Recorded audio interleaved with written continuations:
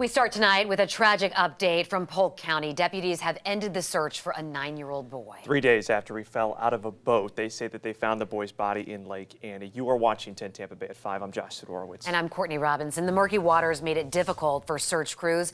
10 Tampa Bay's Chris Rogers spoke with Polk County Sheriff Grady Judd on the scope of this search and the heartbreaking outcome.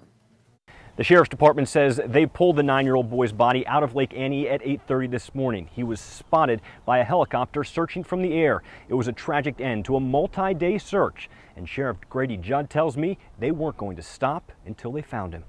What started as a day out on the water with a father and his 3 boys. What more healthy thing can you do on a Saturday after Thanksgiving than be with your family on the lake having a good time? Ended in tragedy as the 9-year-old tumbled over the front of the boat while the engine and propeller were still running.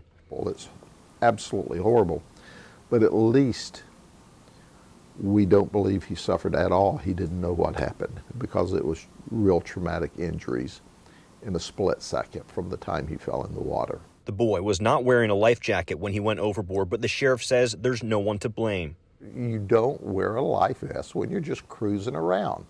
You're not required to by law, and there's no reason to. Onlookers watched in horror over the course of an almost 4-day search. And I'm thinking like that's my son out there, you know. I couldn't even begin to imagine anything like that because I was like, my heart's heavy for the family, you know. It was an effort that was hindered by low visibility. I mean, if you're not out at the right part of the day, it's definitely kind of hard to see in the water. And a large search area. It's a 400-acre lake.